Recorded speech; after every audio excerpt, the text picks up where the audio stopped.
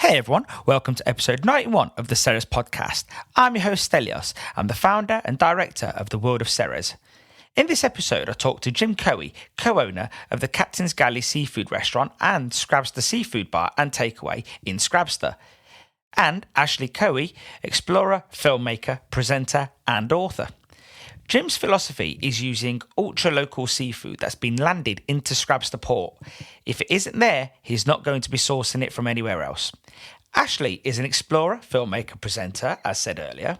He's been in numerous TV shows on channels like Discovery Channel, Sci-Fi, PBS. In fairness, it's hard to list all his work here. He's done so much and he still does a lot. Although Ashley is based in Colombia, it doesn't diminish his passion for the seafood and fishing industry. His experience making and being in documentaries came in very handy as we spent most of this episode discussing the Seaspiracy movie on Netflix. It's fair to say that many will agree with Jim and Ashley and many will not, but we want to use the Ceres podcast as a platform to discuss ideas. I want to shed a light on the dark. We hope to have some guests on soon that can go deeper, but also give their side of the story too. To find out more about Jim, visit captainsgalley.co.uk, and to find out more about Ashley and his work, visit ashleycowie.com. This episode has been brought to you in conjunction with Indulgence Patisserie. Do you have a sweet range? If not, why not? Your competition does, so you could be losing out on key sales. With the boom in online ordering, home deliveries and click and collect, there's never been a better time to add to your menu with some easy to serve sweet desserts. Indulgent Patisserie offer a pre-portioned thought and serve option to take out all the hassle. Their premium cheesecakes are delivered ready portioned in 12s, so you can just take out what you need each day and serve from your fridge. They're waste-free and taste fantastic. Choose from baked in New York, salted caramel, banoffee, lemon and mascarpone, and much more. For profits that leave a pleasant taste, and for more information, go to indulgence.co.uk. Just the one Ceres update today. Recently, we spoke to James Ritchie from Simpsons in Stroud. He was recently giving us his feedback using the Ceres deep fry cleaner. He was very impressed with the results, but more importantly, it helped him spot a technical issue that could have been a problem, but it's now being sorted by his manufacturer. Although a regular boil out with Ceres deep fry cleaner will give you longer life and cleaner pans and better efficiency, it also gives you an opportunity to make sure your pans are in great working order. Join everybody else today and purchase yours on theworldofceres.com. Anyway, enough from me. I hope you enjoyed this episode 91 with Jim and Ashley.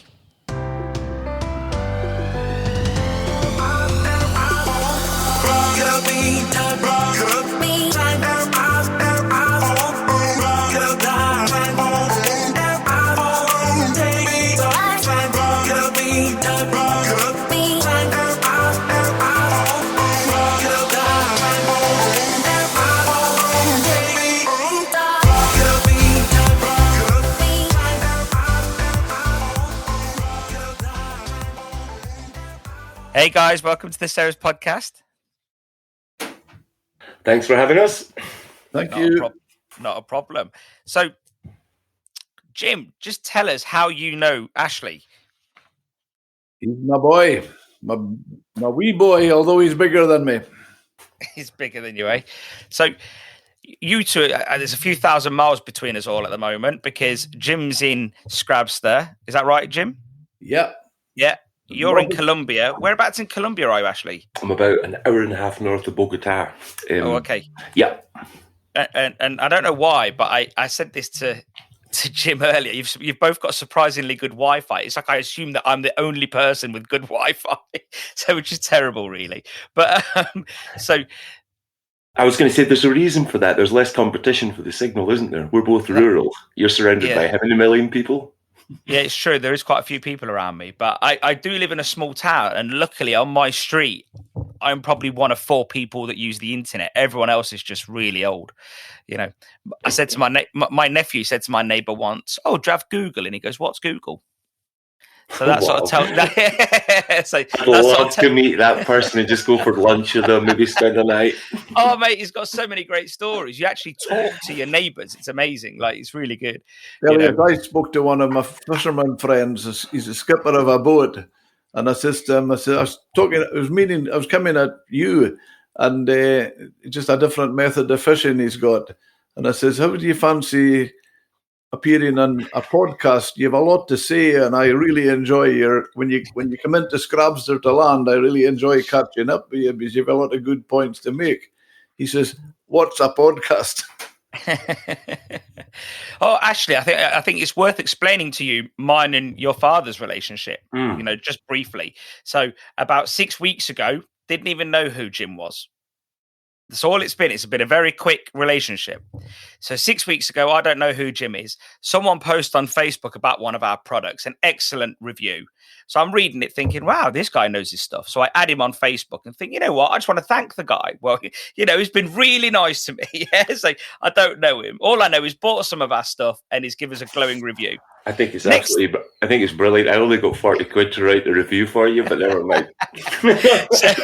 so then I message him, and next thing you know, we sort of have a phone call, and he's now become my booking agent. Great. And what for fishermen? And fishermen, fish processors, anything Scottish seafood related. So I sort of imagine that your dad's walking around Scrabster, just talking to people and saying, hey, what are you doing next week? That is exactly what's happening there. And with a notepad. But why we're all on this episode together, really, essentially, is because we all sort of watched Seaspiracy at different times over the last week. And I don't think I was overly outraged. I sort of knew what I was getting into before I switched it on, if I'm honest. I think Jim is definitely outraged. Jim, how outraged are you? I actually agree with 1 or 2 points, but I'm absolutely disgusted with most of it. Yeah. And how about yourself, Ashley, after watching it? How did you sort of feel about it all? To say how I felt about it all is going to take us the whole podcast. But, I'm a filmmaker, so I see there's two types of film like that. One's called a documentary, one's called a shockumentary. And that comes into the latter. And, I don't need to tell you this. Let me just quote the New York Times. Possibly the worst form of journalism. The worst form of journalism, yeah. Yeah, I read that. And I'm going to be honest with you. So I think for me, I sort of went into it thinking it's going to be bad for fish, or at least for fishermen or whatever. Because it is a shockumentary, and this goes to sort of some of the questions that I've got, and I wanted to get you on because, well, who knows about filmmaking more than you out of us three, and it's you. So I think if I was to give you the same amount of money, and I said to you, go make me a documentary that says the exact opposite to that, is it as easy as that? Okay, it's a great question, and the reason why it's great is because we get to cut right to the crux of why the film is the way it is, straight to it. Here we go. I would thank you immediately for the cash to make this film, but what I would also have to do is turn to you as the producer and say, what is the narrative? What do you want my statistics to say at the end? What do you expect for your investment, Mr. Producer? And what do I have to say? So what I get selected is a narrative to suit the producer or the investor's greater goals. And we'll get to it, but when you look at who actually funded the film, we don't need to go as far as Netflix. Netflix is just a station, it's a network, if you like. But if we look at who's involved with the film, you'll see that it's a wholly political attack for a wholly political end. And we can get to that, but you choose how to tell a story as a filmmaker. You choose how to tell a story to your child or a teacher, to a pupil. And you can tell a story in a really sympathetic, easy way that someone's going to love and be entrapped by it. Or you can sell it with shock and with awe and with destruction and negative emotions. And what they chose was the latter. It's like a comedian, a strong comedian with genuine humor, doesn't need to swear and he doesn't need to use shock. A weak comedian very often has nothing more or nothing better than shock and these, they call them edgeophiles, or people who live on the edge. And that's what we were looking at there. 100% wholly unbiased, completely biased. But we can get to what that end was. But I just saw it was an awful way to tell a story that never featured a single Scottish fisherman. I think it showed a rod angler on a river in Aberdeenshire. I think that was the representation for the Scottish fishing fleet. Yet the film talked about the global problem. What we were looking at there was a case where the whole is much, much greater than a sum of the parts. What I mean is, if we look at any one statistic or any one claim, they can be argued and annihilated within a heartbeat. But the whole has such a devilishly dangerous takeaway, because you look at Twitter today, you've got between 20 and 30-year-old people that are tweeting, "I will never eat fish again." So the effect of a film like that is so wholly unbalanced is this. Stupid people who believe it all will never eat fish again, and the damage could affect 250 million people around the world. And people who know it's all rubbish and know it's all fudged will disregard it, and real, genuine problems that exist at sea will then get disregarded and devalued. So it just achieves negative ends no matter which way you look at it. But bang, what a dramatic piece of work. Every frame gets more brutal and harder to watch than the last. And it takes you on this horrible emotional ride.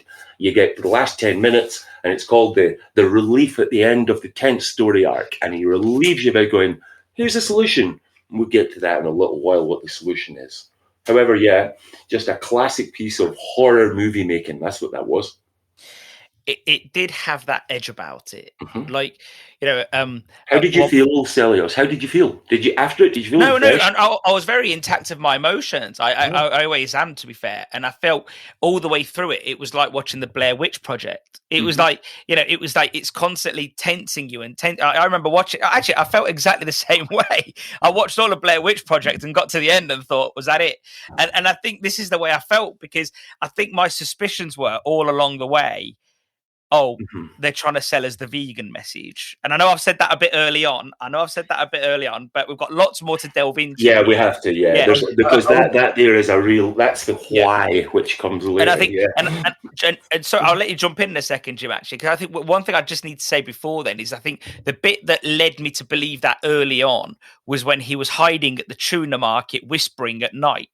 And he was acting like they were doing something illegal at the tuna market. And I was thinking, farming tuna isn't illegal. Well, the tuna that they had there wasn't anyway. So, that's when it's the fudging. Look, see that scene, we can move on, but right there when he's on that boat and he's at night and he's in the fields. Do you know what? There's 2 field producers, an insurance guy, 4 camera guys, a lighting assistant, and a safety guy. It's like, wait a minute. Yeah, that's all set up. These are and the way that so you think the way that they're showing him with his camera bag as well, like it's a YouTube blog, like with his little camera bag. You think that's all a bit of a setup too? Do you think right? So you've got 44 minutes or an hour to tell a story, and there's millions and millions of dollars in it. Every single frame has been argued on 20 times in an edit. Does it make the cut or doesn't it? Every single way he turns himself, because he wins you. You think, what a cool, super cool, humble guy. He's even cool enough to have his back to the camera. You don't even see his face. You believe this guy's in it for the heart. What a compassionate, young, emotional guy. It's not about him. It's all set up. It's to draw you in. It's to make you bond with that storyteller. And then he takes you on this rambunctious, horrible ride that shakes him down and you're shaking with him. And then you get relief at the end. All you got to do is stop eating fish. Absolutely disgusting. Jim, how did you come across the episode? Did you find it naturally? Were you told about it? So what were your thoughts going into it before watching it? I read about it and I was told about it, and it didn't appeal to me, but I felt to be able to talk about it and understand. I had to watch it. I didn't want to watch it, but I did.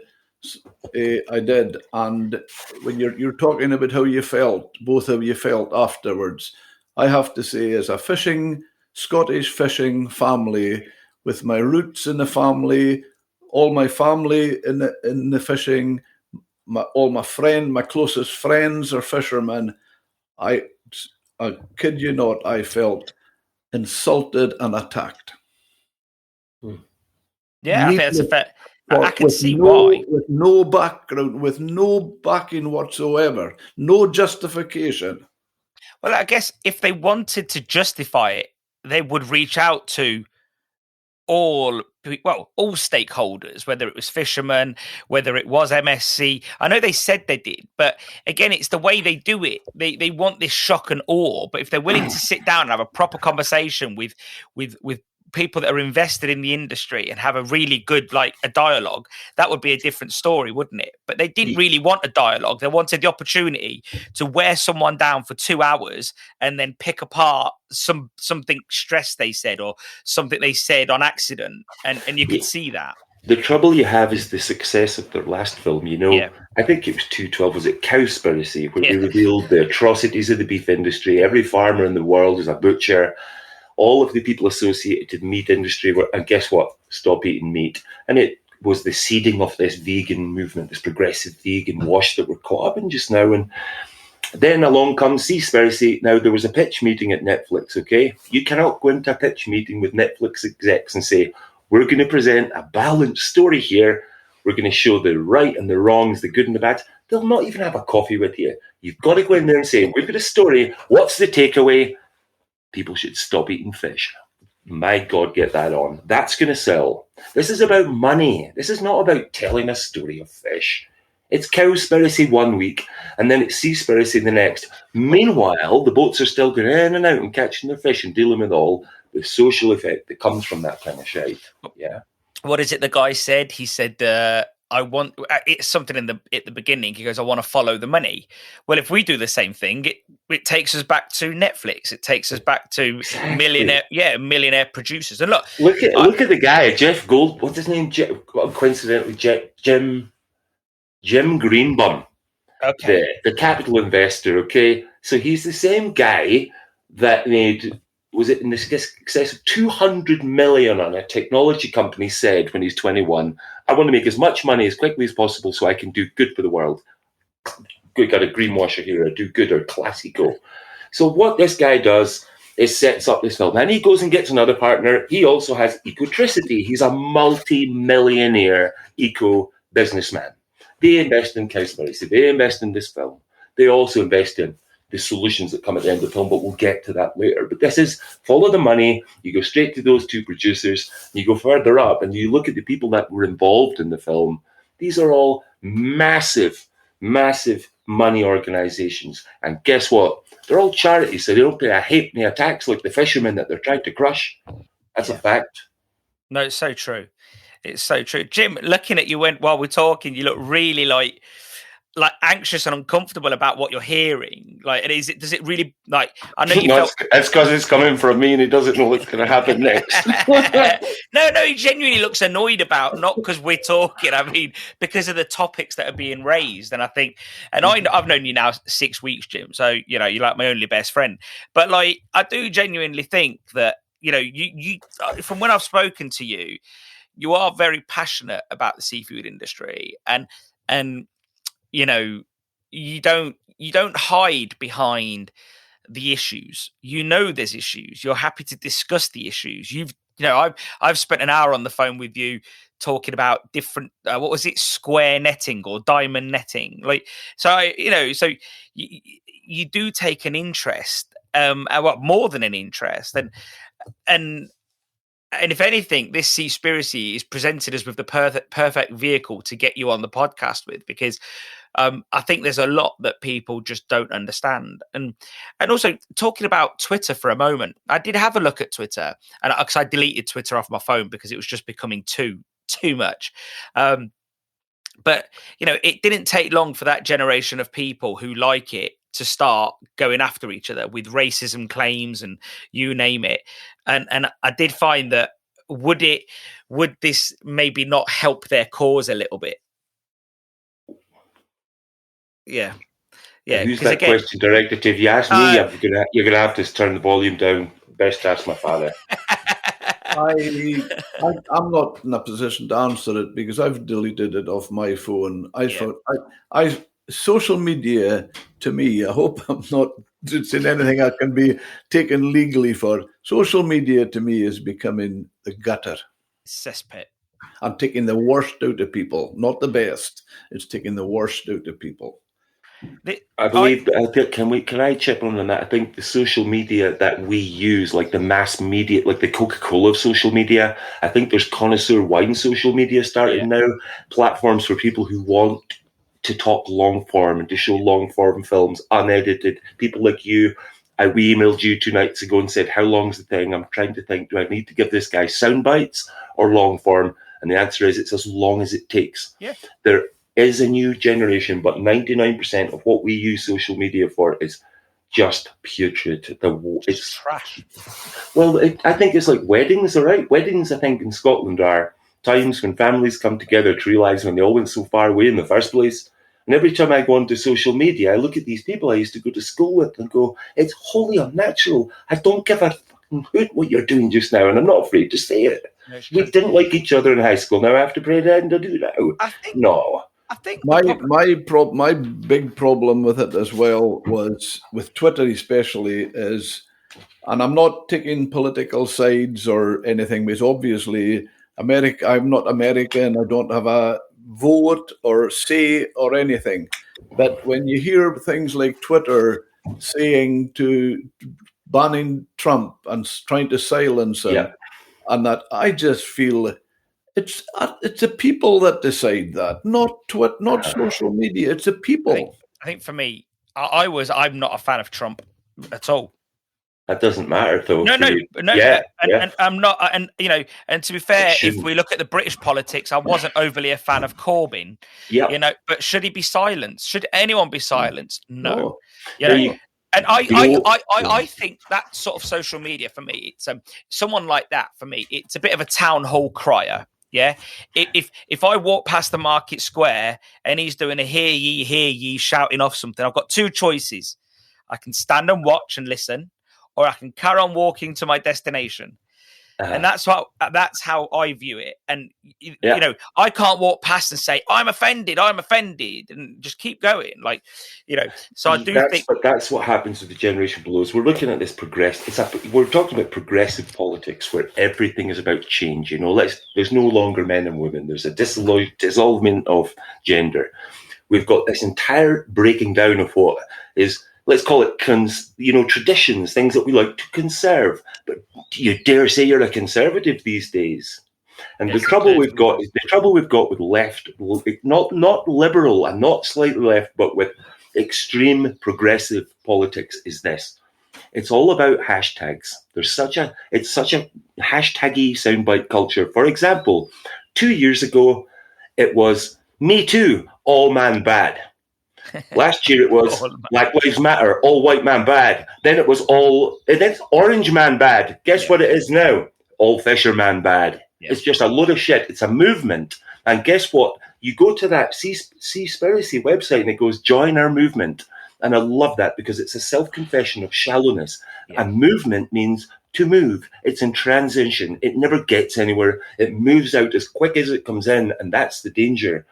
All these things move in and move out, these progressive movements, and in their wake are a trail of farmers and fishermen and indigenous cultivators, and all of the crafts give way to this multinational tech-driven fallacy. The thing that I think disturbs me the most, and I'm a food manufacturer essentially, but the thing that disturbs me the most about the vegan movement, and I want to say, let's use it as they call it, is the fact that we've got a generation of people that eat shit food, and let's say there's meat in there, and they're so horrified by it that instead of buying better food and better reared food and better grown food or caught food, however it's come, they move over to shit vegan food that is made by the lowest bidder, used chemicals to bind it all together.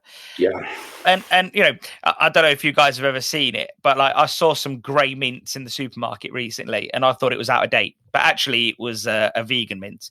And you look on the back and it's like 40 different ingredients and gums and chemicals holding it all together. And I take big issue with that. If somebody wants to eat, well, I don't care what anybody eats, to be fair. If they want to, but as a movement, if they're telling me what to do, then I've got to criticize it. But if somebody at home wants to do what they want to do, that's fine too, But it just seems that there isn't a respect for real food producers. I think there's something I was going to keep this to the end, but we can't keep it to the end. I mean, this is quite new what I'm going to tell you here, but I was involved last year in something, and I work out of LA quite a lot, and every time a new documentary comes up, I maybe do casting for it, and I was casting for a show last year, and I had to turn it down, and this is the perfect place to tell you about it. I don't know how aware you are of cellular seafood or finless fish. Okay, in 2017, tech giants from New York invested tens of billions in 3 seafood producing companies in the Silicon Valley in California. Okay. They're all developing molecularly grown tuna and shrimp. So here we go. What's the advice at the end of Seaspiracy? Don't eat fish. Stop all fish farming. And at the end it goes, here, there's algae produced, chemically grown, microbiological fish. So guess what happened 3 months ago before Seaspiracy comes out? Finless Fish announced in August this year they're going to go to mass global production of chemically grown molecular tuna. They've got 2 supermarket deals. This is not making the way for vegan. This is making the way for cellular seafood. And if you for a second think that it'll never catch on or won't take off, let me remind you of Uber. Every taxi driver in London said, no one's going to touch the Uber app. This is from California. And guess what? Every single taxi driver in the world has faced the monster of Uber coming out of the Silicon Valley. And it all begins with cellular seafood. You go Google cellular seafood and you can see that it's all now been passed. There's one FDA approval still to go. And once the FDA approve cellular seafood, it's going to be... The problem is, when you've got Sorry, Ceres, 1 second. That's all right. 1 second, I'm just going to give it an edit point there. So once the FDA approves cellular seafood, that means in August this year that you're going to see the closing by the MCS, the Marine Stewardship Council, are going to start closing tuna fisheries by December this year. So there's an enormous reaction by the whole of the East Coast of America. All of the artisan and native food catchers and producers are resisting this cellular seafood. That movie is designed to introduce millennials and Generation Z to no fish. And guess what? They will control the production of cellular seafood. Now, the great thing about cellular seafood is it contains the 2 biological building blocks of life that appears in the algae essentially has what a shrimp has. However, what it doesn't do is give you the full range of vitamins that you get from seafood and from well-farmed shrimp. So what you're looking at here is a move towards this finless fish that's breaking the production, printing off tuna, if you like. So they've got tuna passed. If the FDA pass it next month, that's it.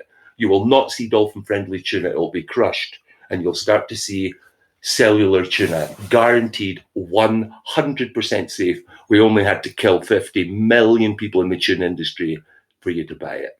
Wow. That's a fact now. You go Google all of this, and you'll see it's all there and now. And that's why the film came out now. And said at the end, don't eat fish, eat our new algae.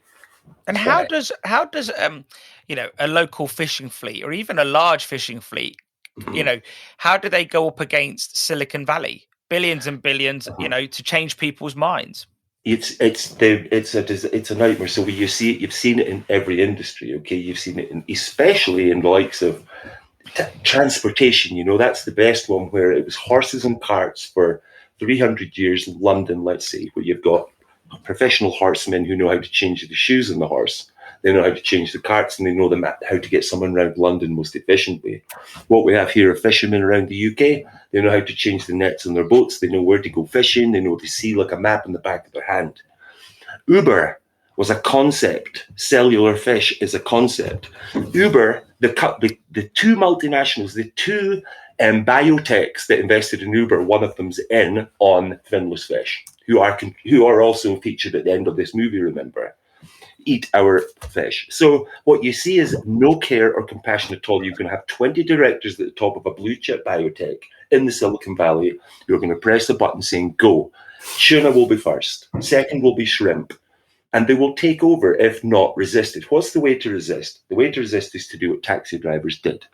You polish your cars. You educate the public as to how much safer you are, that you're protecting a trade, you're protecting a knowledge set.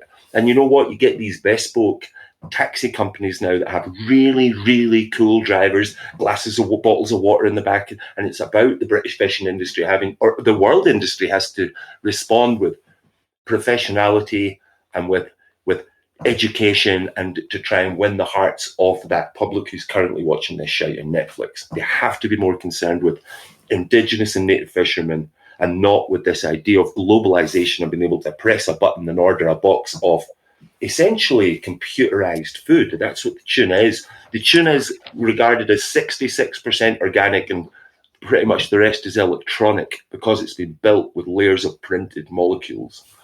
The FDA passed it. They've got one more pass to do, and they've announced just last month that they will go global with tuna in August. And what was the takeaway at the end of that film? Stop eating fish, stop killing food, and eat this. Guess what? Silicon Valley, 3 companies. And that's what it's all about, is driving and setting up for that. What's amazing is that it's the Netflix and chill generation that then sit down and say, I'm not eating that fish, and then order something off Just Eat. And they go, and guess what? They get to say, and I didn't hurt a dolphin. No, it's about being able to use the hashtag and showing to your little peers group in your echo chamber on Twitter, look how good I am. Hashtag Seaspiracy, I care about fishermen. No, you don't. Get off your couch, go up to Scrabster, go on a fishing boat, go buy some prawns, go get a smell of some fish. Go smell a rotten fish. It's better than going on to Just Eat and watching a box of crap turn up at your door that's been in a fridge for a week and a half. But you're signalling out that you just care so much. That's the trouble about it's virtue signaling. Virtue signaling rather than actually having what I call a soul. It's the opposite. I think it's anti-human to be into all this hashtagging the next thing and hashtagging the next thing, but actually, and what they're doing is damaging hard-working people. That's what this is all about. We're talking about a film, but at the top tier are the people who have the luxury of being able to afford $12.99 to watch Netflix a month. But at the bottom of it are people with lines in the water, bobbing up and down. Like, there's no music out there. There's no drama. It's just day-to-day weather. The wife might be having an affair. The uncle's maybe got cancer. There's no fish. And meanwhile, there's guys getting awards in LA for their amazing storytelling. Yeah. The worlds are so distant, but the viewer feels so connected by hashtagging out the name of that movie. That's enough. And that's quite scary. That's shocking. But anyway, we're not going to change culture. That's the way it is nowadays. No, it is definitely. And Jim, you're in Scrabster. Do you wish that sometimes these people would just, come and see or come and talk, and even consumers, before ditching something, why not upgrade? Why not do better? I spoke to Jimmy Buchan the other week, as is because you sorted it. But why not just order fish from his website? You know who he is. You know it's good quality. You know that he knows who he's bought the stuff off. But instead, everyone relies on the big 5. It's breaded and usually, whatever, not very great. Or it's something chicken nuggets from the supermarket. And I think because they're used to eating this fake food and it's in breading, then when they get it vegan, for argument's sake, it's not any different for them, is it really, Jim? I come from a fishing family, as I said. I live fish, I eat fish. My friends are people who are committed financially. Their families, it's a way of life, and it is our lives, and that's why I just feel this whole thing is just obscene and disgraceful. The fact that people would come together. I might be a bit old-fashioned. I'm listening to Ashley, agreeing with every word he's saying, and I'm thinking maybe I'm a wee bit naive here, because I'm just thinking how terrible it is and disgraceful that they would ruin communities all around the world, put millions of people out of work, just to fill pockets. I know it's a stupid question to ask, but as a simpleton from a remote, how can they sleep at night? I'll tell you how you can sleep at night. Let me answer that question. Do you know? Right, picture this. Do you know how easy it is to sleep at night in a golden palace with maids and slaves and servants and limousines and helicopters and expense accounts to fly between Tokyo and the Silicon Valley with your next algorithm? Let me tell you something. If you watch that movie here, it just came to mind right now. This isn't in my notes. If you press play on Seaspiracy, the opening plate you get is the production mission, the production thing that it's called essentially. And do you know what the word is? It's disrupt media. And that's exactly what this is about. Uber was funded famously because when the people who created the algorithm for Uber saying we can have the people to the taxi, we can have the fish to the boat, or we can have the fish to the printer for the new seafood, what they're doing there is selling disruption media. It's called disruption technology. That's why Uber was funded, because they promised to cause so much disruption that it would end up falling fortunes. And that's what this is all about. It's called disruption. You can't sell a story if you aren't going to disrupt someone. If it was balanced, the New York Times would never even have talked about it. If the New York Times say it's, let me just quote you, the worst form of media, all of its good points get lost beneath slurry, immature conspiratorial thinking. See that there. And see after the result of us talking like this in the podcast, I'll get another 10,000 viewers. That's why they do it. This is all people. This is what it's about. And I'm not going to use the old thing, what is it? No news is bad news. But it really is the case nowadays with this. Shock and awe is going to get you attention in newspapers and get you covered. And they don't care if we say it's rubbish or not. This is all about introducing the younger generation to cellular seafood. Do you think that the shock and awe, all of these heavy facts, the blood, the death, the slavery, is it just big fact after big fact after big fact? Well, sorry, I'm using the word fact. I would, if it's, you know what I mean? If it was a documentary, but all the big sort of arcs in the story, it was just bam, bam, bam, bam. And is that so we just let go of our inhibitions, that we just get scared and worried and upset, and we don't think about the real facts or the real data? Is it just that huge shock and awe to create this huge uproar? Just all I'm going to say is that guy, and look at David Attenborough. Do you not mind how you used to feel on a Sunday watching a David Attenborough show? And it would be, let's look at it. We're talking about whales' fins this week. We've got an hour on whales' fins. You learned something. You felt relaxed. You felt stimulated. You knew a bit about remote places. Go and watch that film. It's just like a machine gun of negative emotions that gets you entrapped. And it's hard to switch off, actually. You're kind of lured in because it uses kind of very sort of intense, dramatic, suspicious, on the edge of your seat music, but the statistics are absolutely horrendous. Like, you can ask me about any statistic in the film, looked at them all, but here's probably the most glaring. You can't call it fact. They said over 50% of the plastic in the ocean is from discarded nets. 2/19 August, Greenpeace. Between 10 and 12% of the plastic in the oceans is from discarded fishing nets. That's a 40% inaccuracy on Greenpeace. They're brothers, they're right, they're wingmen. 40% swing. Come on.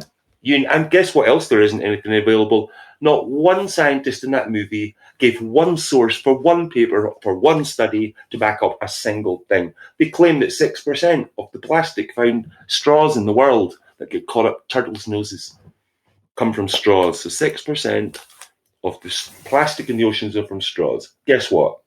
There's 1 billion people in China, representing what, 15% of the world? We don't know what their statistics are, so that figure can only ever be accurate to 15%. They claim it's 6. Bullshit. Yeah. Pulled out for their backsides for a movie. So 2 major statistics are about 50% wrong, or can only be that accurate. So, did you see the figure, or the where they said that by the year 2048 there'll be no fish? Yeah, by the year 2049 there'll be none of us. We'll be all Chinese. Go have a Google on the China 2049, and then look where they got a 2048 date. A couple of years ago, my friend was on a train and he was just leaving Dorset Food Festival, and there was a professor of some sort on the train, and he must have been there too. And they got chatting, and he says, he goes, that by 2048 there's going to be no fish. So my mate goes, really? So my mate rings me and he's like, you've got to follow this up, figure it out, blah, blah, blah, get him on the podcast. So I did a bit of research, and I found that this research was done by another professor Boris Worm of Dalhousie University. And in 2006, he said that in the year 2048, there'll be no fish. But in the year 2009, he came back out and said, no, I was wrong. Yeah. And he said, so on the year 2048, I will have a big seafood party, joking aside, but he came out and he said, I was wrong. But people still keep Who's the guy? Sorry, who is the quote? Who's the guy? The guy was a professor from Dalhousie University in America, Boris Worm. And he said in 2006 that there would be no fish left. But in 2009, he came back and said, no, it's wrong. My prediction you're quoting there from the hub of the progressive movement. US universities are the liberal think tanks that all of this is coming from. That's where all of the science is coming from. And you're quoting from there. I've got to ask you who issued the grant check for him to come up with that conclusion on that paper? That'd be 24. Guarantee it was one of the investors in Seaspiracy. It's coming from those same channels. I mean, come on, a university in America. The thing, if you want to go deeper in that, Stelios, by 2048 is 27 years time. Mm-hmm. I go back. I'm not going to say I've seen it all, but I go back twice as long as that. I'm over 50 years in the industry and in fishing. And when I was a kid, going in the 50s, going out as we all did on our father's boat, the mesh size, the size of the mesh then was 70 millimeters. Today, it is 120. It's 120. So the fishermen live with that. I mean, on their square mesh panel, 120 millimeters, you'd almost get a football through it. Now, to say that there, to even imply that there's not measures being taken, and sustainability. I know a clam dredger I'm friendly with who says, well, if it's not consistent, why am I 40 years in the industry and going back round the same grounds and continuing to catch scallops if I can't, if it's not going to be sustainable, if it's not sustainable? And they were getting the video, the Netflix film was making issues about the damage they're doing to the seabed. Well, a lot of fishermen I speak to say, well, you look at a farm and tell me the fields, what they would be like if they weren't ploughed. I can tell you an instance of this. After the Cod War, which I was younger, obviously at the time, we put the Navy to Iceland to protect our trawlers, because the Icelanders were trying to set up a 200-mile limit, which was going to effectively stop the British fishermen being able to fish there. And I can remember my father saying to me, he says, we're all wrong here. We shouldn't be sending our Navy to Iceland to blow their gunboats out the water. He says, we should be setting them at our 200-mile limit. Now, how right is that today? If we protected our limits? Because you see, there's a glaring example of it. You see, one of the things that is right on the film, the plastics, the majority of it is from fishing gear. Tell you how bad it is in Scotland, Stelios. You take the West of Shetland, for example. It's almost war there. It's almost war with the Scottish boats. There is lots of gill nets. We call them rogue fishing. They're broken loose and they carry on catching fish. How do they come ashore? Because the Scottish fishermen get them in their gear and take them ashore to try to keep cleaning the sea. And do you know who's losing them? Spanish boats. Do you know why their Spanish boats are losing them? Because in Scottish waters, Scottish fishermen are not allowed to fish with monofilament net. It's a law that went through Parliament in either the 50s or the 60s. It was primarily to stop the fishermen catching salmon, to protect the salmon, conserve the salmon for going up the rivers. That law still exists. And it's a foreign boats coming into this country that are losing. Can I add to that point there? Returning to your question about will there be any fish left in 2048? What if, like last year, it was announced that between 8 and 10% of the oceans have now been mapped? Okay. Yeah. So we know between 8 and 10% of the oceans, yet someone's able to stand up and say, we know 100% about fish. So we know 100% about fish, and we can say there's going to be none left in 48, but we know 10% of the oceans. Yeah, just need to go back to bed and sleep before selling that one to me. Yeah. Well, I was listening to a podcast last night. I don't know if you've ever heard of Jordan Peterson. Oh yeah, well, I think his movement is wonderful. Yeah, and it's refreshing to hear people say certain things like that. And what he says, that how arrogant is it of the people today, where we've seen over the last 30, 40 years of wealth creation, poverty reduction. And we look back and say, the life ahead of me is worse than the generation before. And he's saying, you can't say that because we've lifted so many people out of poverty, and I think it's a similar thing to this, to say there's going to be no fish in 2048. Well, there probably will be now, because a lot of those people that watch Seaspiracy are going to leave it for the rest of us.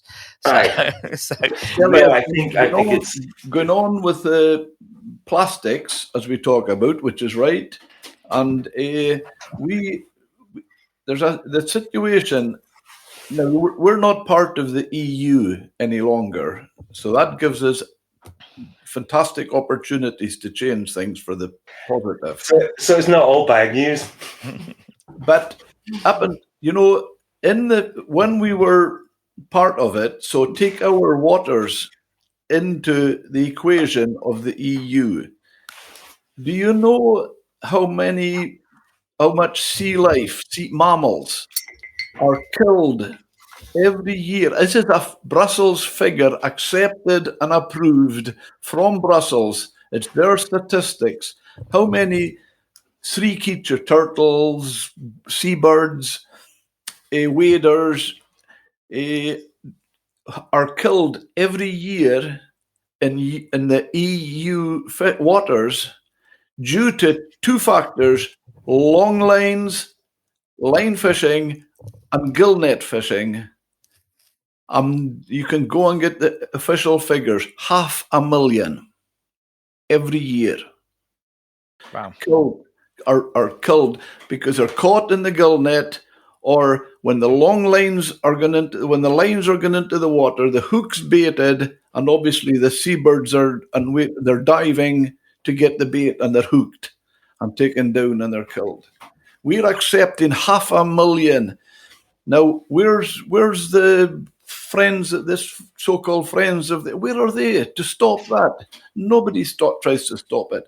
So we have a brilliant opportunity as no longer part of the EU.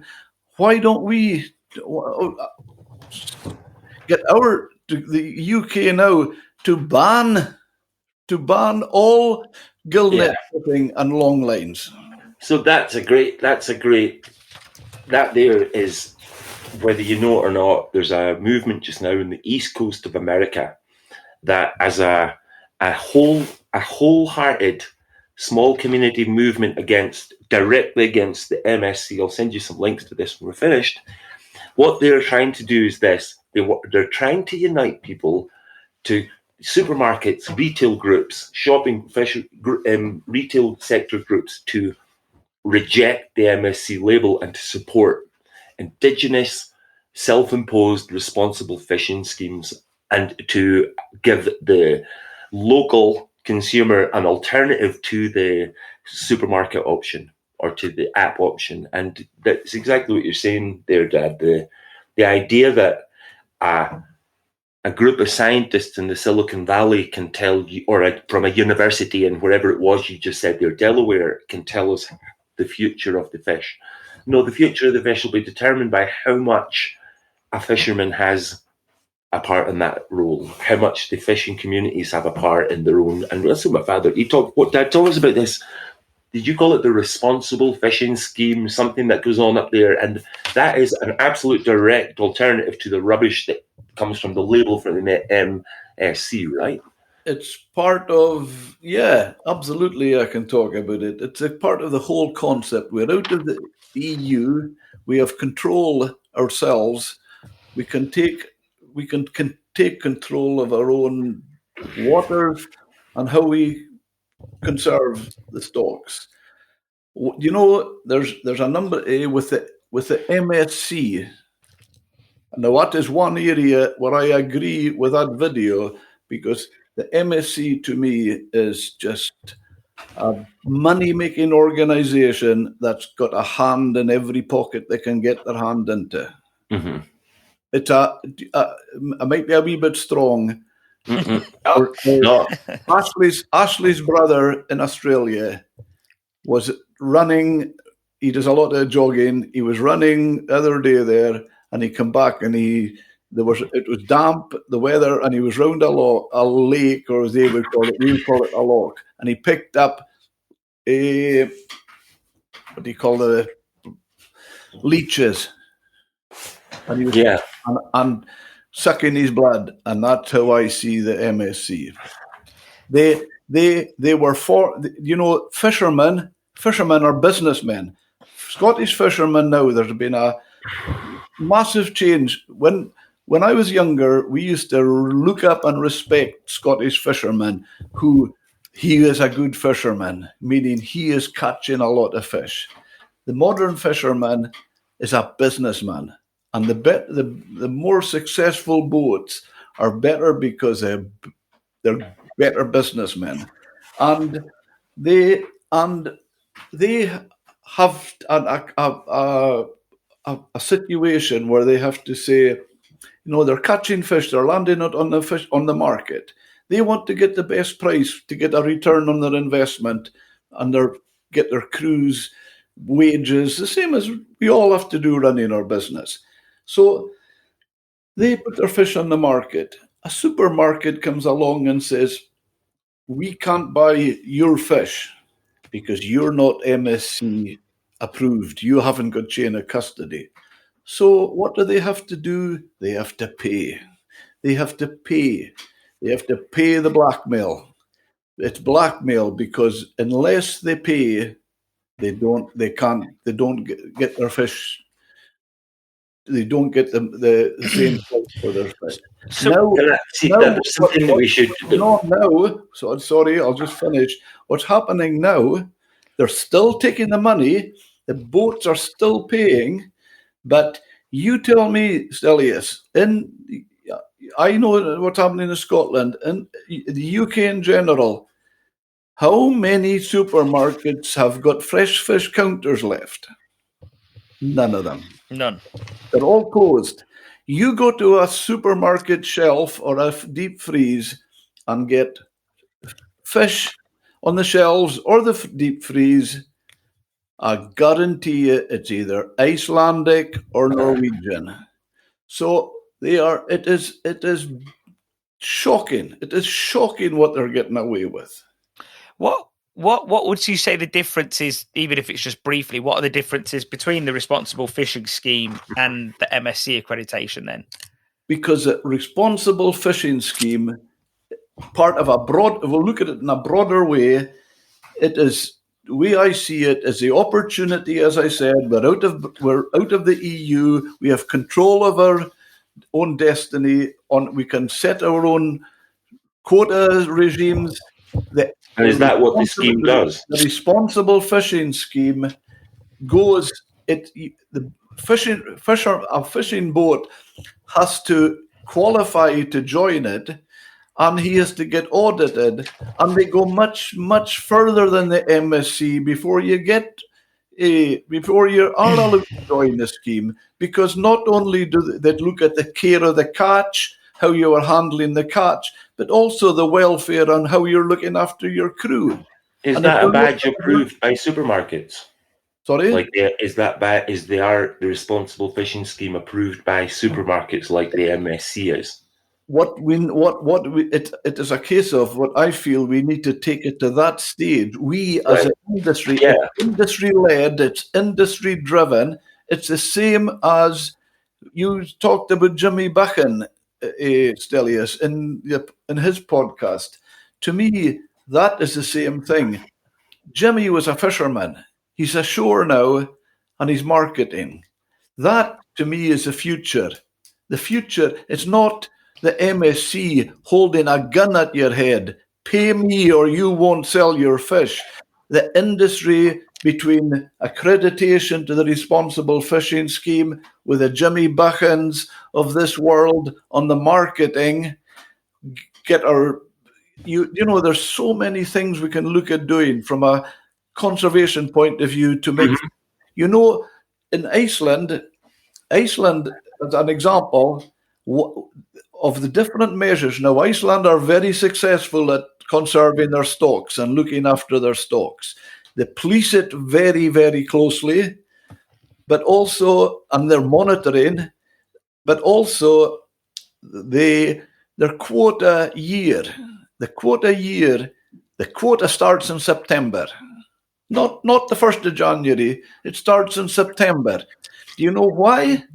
It's because their fish spawning season, they're out of season just at that time in the late summer. They've spawned, they're out of condition, they're just coming back. So the quota starts. Now we are slightly behind that with in the UK. So fish in the UK are spawning around January, February.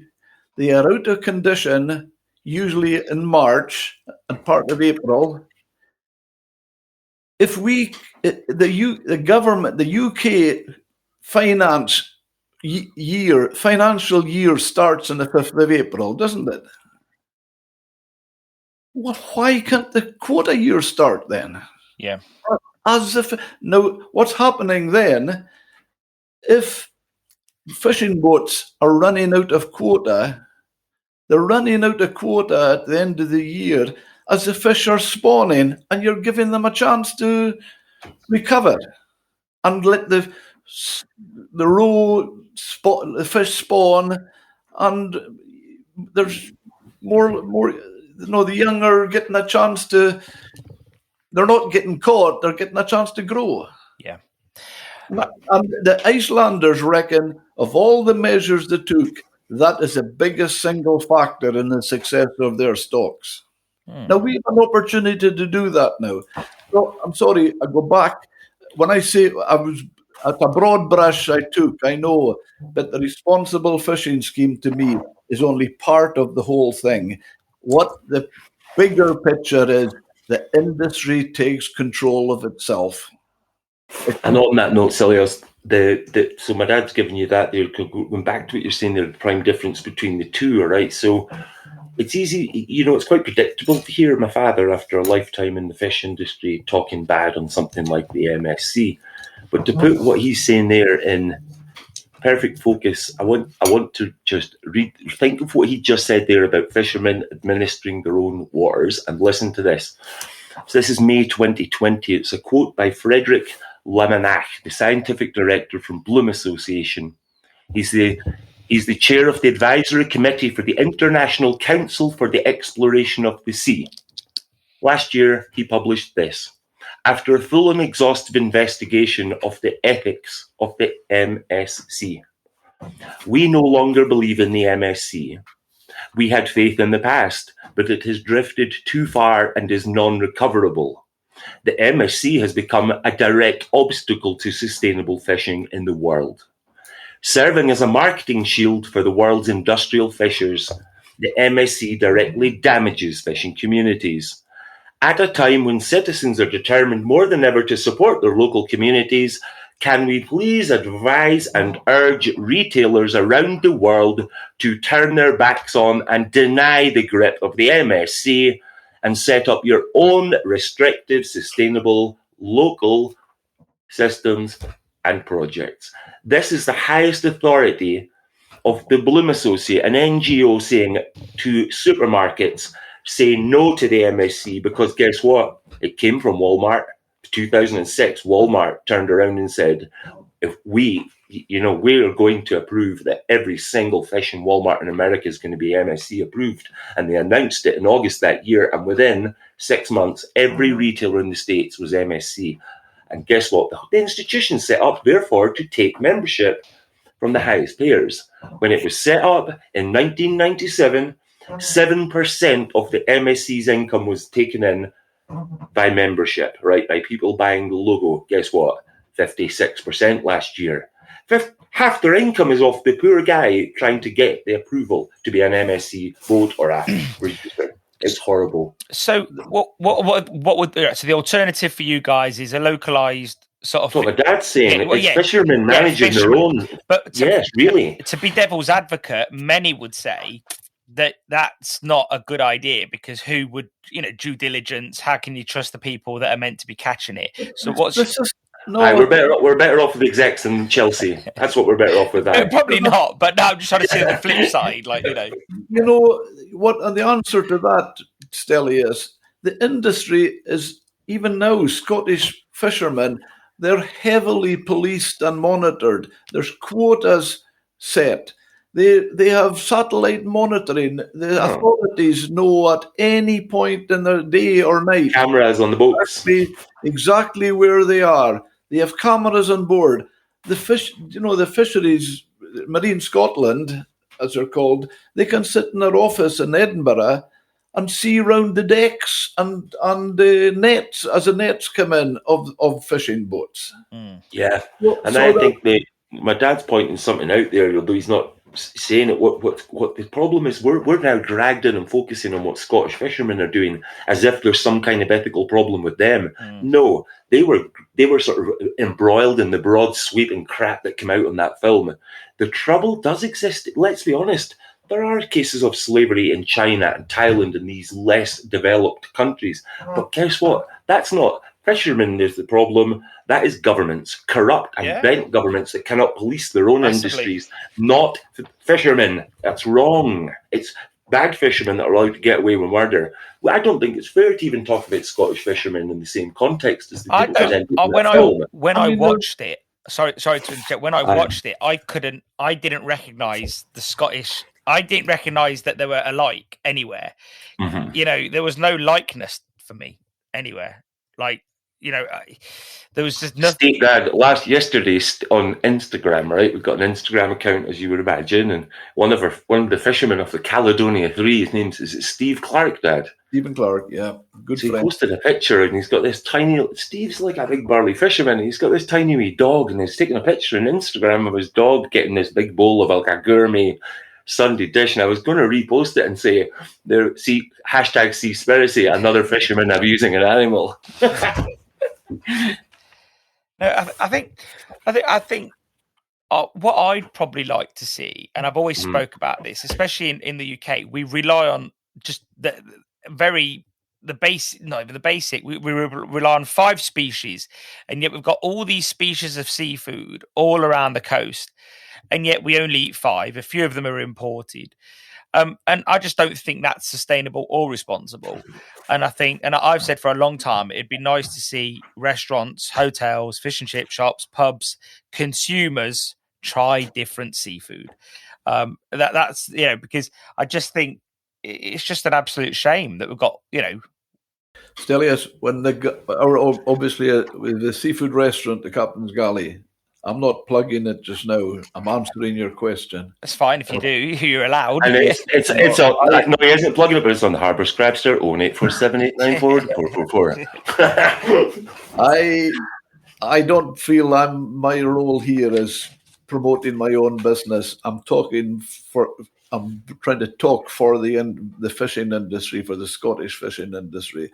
But there's an example of a small restaurant in a small harbour. I was telling you earlier, I never have more than 5 items on a menu. 5 main courses is as much as I ever have. So we'll have maybe 3 or 4 main courses, an intermediate course with maybe 2 or 3 items, and a main course with 5. Ashley will tell you, I have probably never less than 18 to 20 different species on that menu. Now that's a fact. That's a fact as a chef, right? So my dad's got 18 to 20 species in the menu. But look, Ceres, let's look at back to your proposition. You said that you think people should be more aware of more than 5 different fish, and we should be a broader palette. Okay, let me ask you a question. Let me put this on you. List me more than 5 meats that you eat or have ever eaten. Go. Meats. 5 meats. Yeah. Well, tell me. Well, again, beef. Beef, you're going to stop about 5. We're the same. Mate, seriously, and guess why? I'm a carnivore. Because it's the supermarkets decide what we get, right? It's true. It's the exact same debate, isn't it? And I think, if the networks were available for us to go wider and deeper to get different, you wouldn't we? But there's a reason why we eat lamb, and it's because mutton takes longer to grow, or it's a bit too, a bit meaty or fatty or whatever. Like there's a million excuses, isn't there? But I think the thing with, like, it's a cultural thing. Like in Scotland, okay, haddock is number 1. The haddock supper is king. Maybe cod or plaice or skate in England, but you're not going to tell a 70-year-old in Thurso to come down and try a tusk supper, are you? Or you're going to get her to come down and do a catfish. You've got a chance of someone young, but it's a bigger cultural change you're talking about there, and I think that all of that must come, but right in the middle of these things that have to happen, where we've got a problem like that anyway, you get a movie like this, which comes in and says, don't touch fish, just leave it. And, sort of swinging right back to that, it's anti-community, and it's it's not sustainable to be putting out films like that and to do that. And back to the responsible thing, boats, it's not like fishing boats can go out there and land 500 of boxes and nobody knows. The fish is weighed as it comes on, and that's the technologies that need to come into place. And if we were to save on a few salaries from execs, as I keep referring to in the west of London, and get that onto systems for weighing boats and monitoring them, satellite monitoring of where they are, where they're fishing, we'd be doing a lot better in the future than keeping paying these salaries for guessing statistics that are produced to back up political narratives, which happens now. Another point I feel, as far as the whole concept of this hand in the pocket or hand in somebody else's pocket concept of the MSC, there's the MCS. There's Friends of the Earth. There's another one. A girl I'm very friendly with. She's got an oyster farm. She's cultivating oysters, and obviously she's had over a year now with every restaurant in the country closed. So obviously she's going to be doing very little business. So she had the opportunity of a big order coming in, which she thought she was so relieved. Obviously, a very, very small unit, and thought we're going to have an income here. The next thing she was told, no, sorry, we cannot buy your stuff. You are not Friends of the Sea approved. And to get Friends of the Sea approval, she has to pay many hundreds of pounds. It's the biggest growth industry in the world just now. Mm-hmm. What do you call them, Ashley? Eco something or? No, the whole thing we're talking about here, you're right, that there's a whole broad stroke we could call this greenwashing. That's what this is. This isn't whitewashing, this is greenwashing. And this is approaching every environmental condition, climatology, environmentology, anything to do with nature or wildlife, with the idea that immediately we've got a catastrophe, what are we going to do to sort it out? Instead of let's gather the data and the facts and decide what's to do based on the outcome of empirical observable information. and it's greenwashing, and it's all part of it. And it's, again, back to the virtue signalling. You've got to be green to be cool. You've got to be in, or else you're in a different school. You're out. You've got to be part of this. And I think it's sad that care has been shifted. Like, do you remember, like, everybody, this is the, but listen, do you know what? I'm going to start being a little more positive. Let me say this. Do you know how terrible the movie's gone down at the reviews? Do you know the rejection that it's seen in the world at large? Let me tell you, this is really good news, guys. Even the pillars of left-wing politics, CNN, NBC in New York, in America, are rejecting it. A marine biologist today spoke out from Durham University saying that it's one of the most wholly unbalanced, packeted lies that have ever been produced, and it's been completely rejected. It's wonderful to see. Even the people that you would expect to jump on the bandwagon have said it's too far, it's too biased, it's too conspiratorial, it's too falsely dramatic, it's too emotional, it's a hard ride. And so it's wonderful. You know, we're not the only people that think like this. We are in the majority here. And do you know why I think that is the case in Britain? Because, and maybe in America, everyone kind of knows a fisherman, you know. You meet a guy in Glasgow, oh, I know a fellow from Troon who's got a prawn boat. You meet someone in Inverness, oh, I know a clam guy from Wick. And I think that the film hurt and suggested just too much. It was just nonsense. And I think people know it's nonsense. They know fishermen. They know the people that were getting implied at being beasts in this film. And it went too far. So it's been rejected. And I'm delighted about that. Yeah. But you will get the next one. You know, we've had Cowspiracy, Seaspiracy.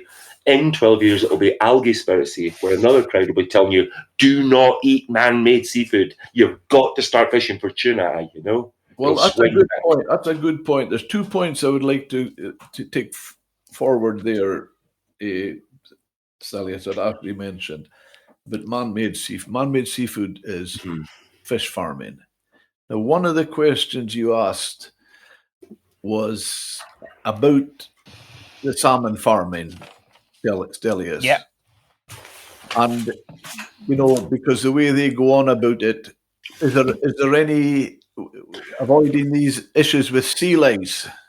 Well, the answer to that is yes, because I am basically quite against salmon farming. I've come from a small fishing village where one of the best salmon rivers in Scotland. So I'm obviously going to be very close to my heart, the wild salmon. And I see the importance in it to small communities. And but even although it's seen as almost like an evil, and it's caused enormous damage to this wild stocks, we have to accept that even bad and that there's always some people try to do better, and they do.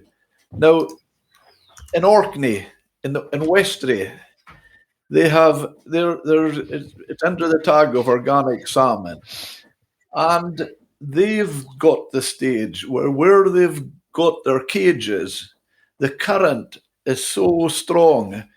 They don't have to treat the salmon for sea lice because they're not picking them up. And in fact, it's almost gone the opposite way, where they have had to put light in because they're growing too quickly, and that's not anything nasty. It's the opposite. So there is areas in the Orkneys is one success story.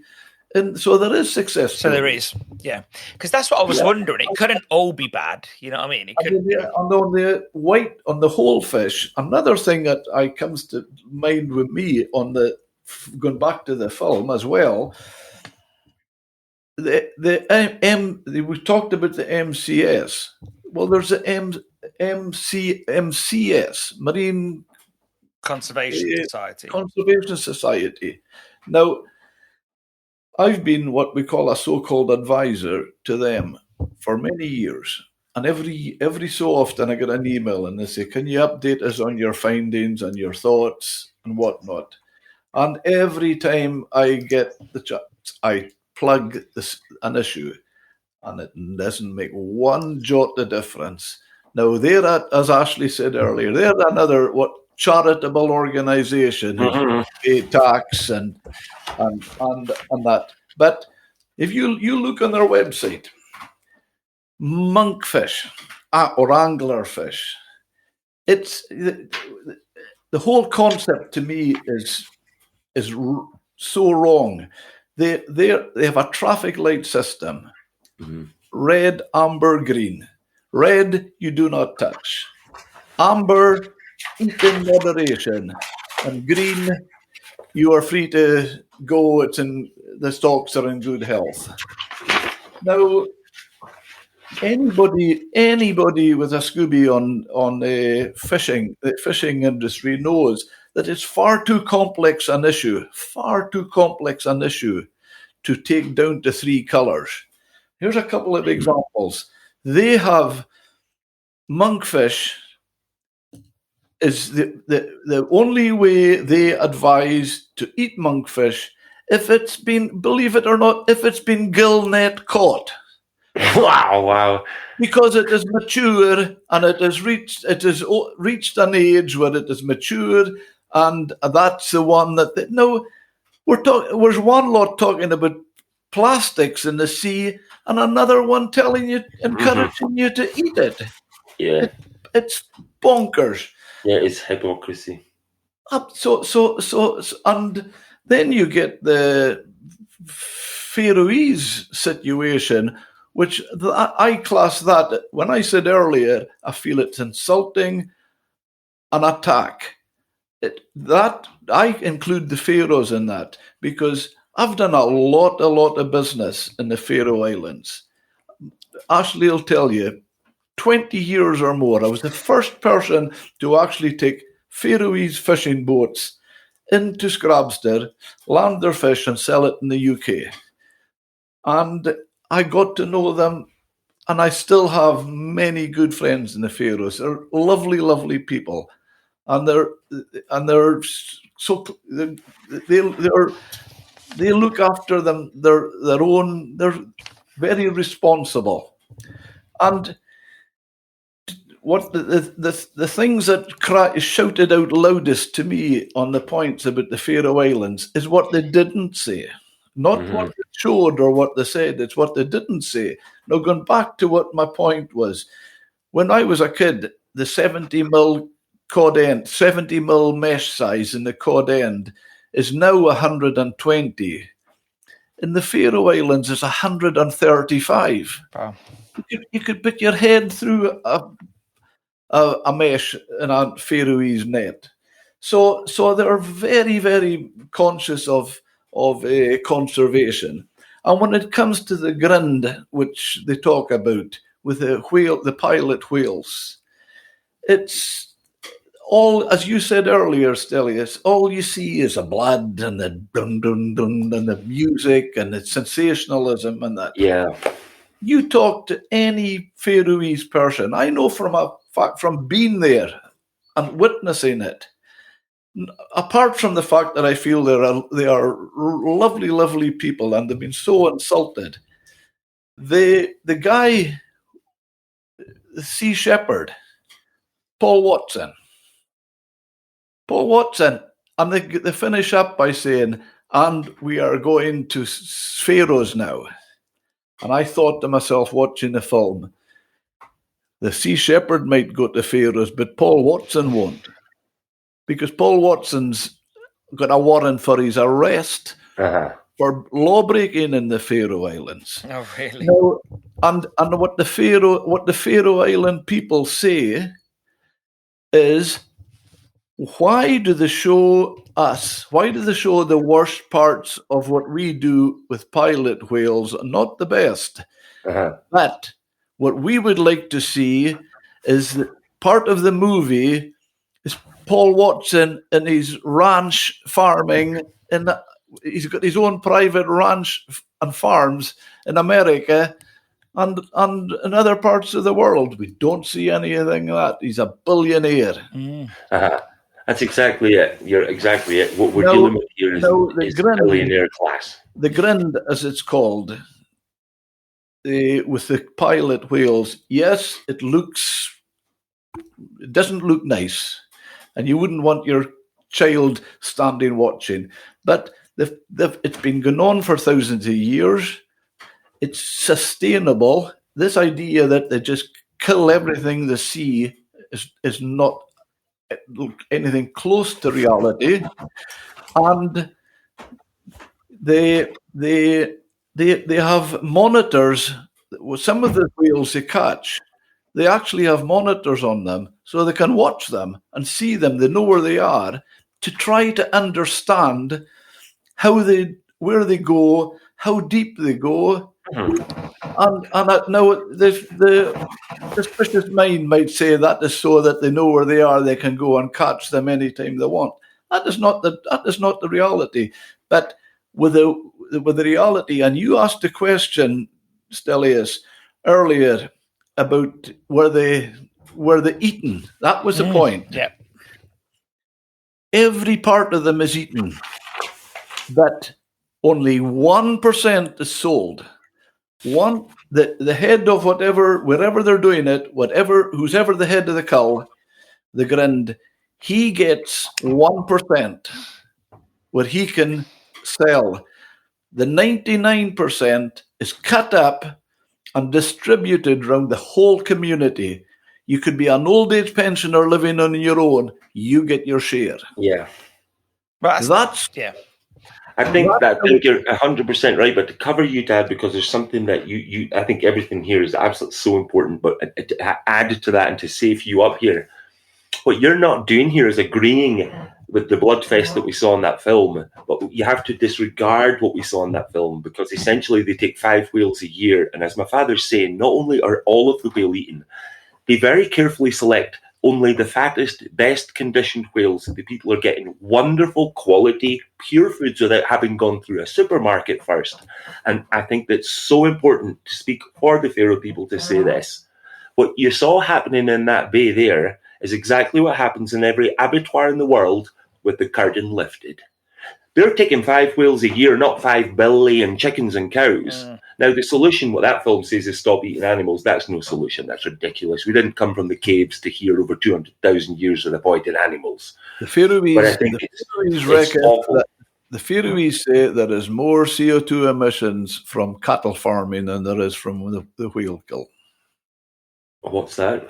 There's more CO2 in the Faroes emissions from a cattle farming a cow than killing a whale. I just think, and also, although it looks gory, and we're not defending that, but he also says that is the most humane way to kill them, the quickest and most humane. So that's what they're doing.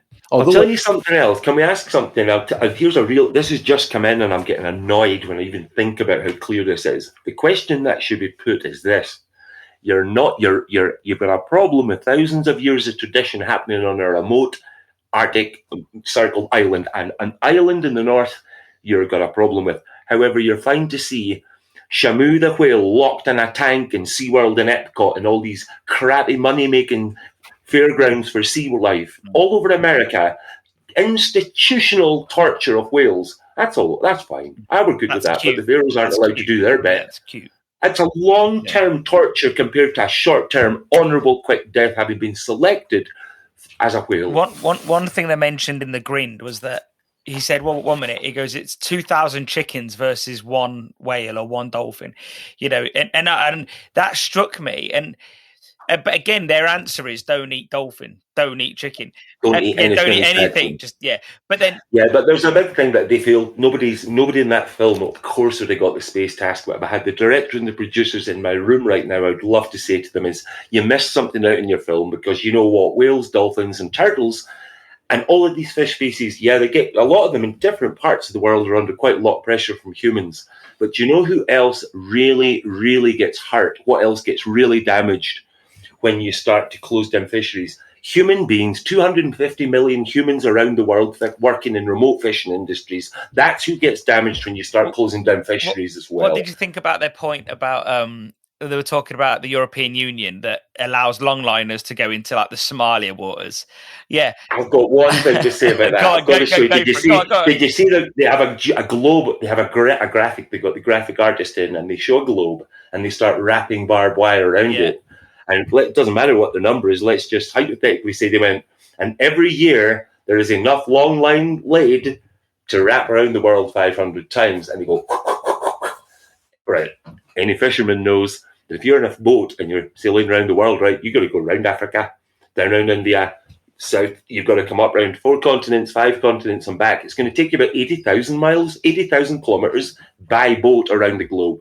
The measure they did is 40,000 kilometers around. So essentially, they're exactly 50% off with whatever number they presented. Yeah. You don't wrap around the seas. So that's the kind of generic, crappy, light, shallow information without thinking that a boat actually has to go around countries. You don't just wrap a long line around the globe. I think one of the things that they said that was obviously a bit, again, it didn't really match what the point was, but it was like the European Union allows this, and it makes Somalian fishermen, A, hungry, B, poor, and C, not fishermen, they become pirates. And then it was like, the way to fix this is to not eat fish. Well, no, because there's still all of those things, aren't they? Like, they're still going to be poor, and they're still not going to be fishermen. And so, really, I think if the answer to all of their shock and awe is just don't eat fish, that just tells you the premise, doesn't it? I think there's something my dad said earlier, and I'll go back on it for a second. Remember, he was saying about this, if you look at it in the clear light of day, if an organization comes and says, pay me so you can trade, I think what you reminded me was, was it not Al Capone who founded that protection racket where you pay me or else you cannot do business? It is a wholly institutionalized protection racket, that whole thing. And I think it will look back on it and say, we let that happen, because that is the problem with the seas, is the MSC. If you take that away and ask the question, what would replace it if they weren't there? Let's conceive a world without they've only been here for 30 years. We were fine for 200,000 before them. The seas were good until they arrived. And I think now when you look at the damage and the papers that have come out about what they actually do and how much they charge for doing it, it needs to go. It just has to go. There's no room for it anymore. You see, I've written a paper. I wrote a paper a few years ago, Stelios. I'll maybe send it to you on the damage with long line and gill net.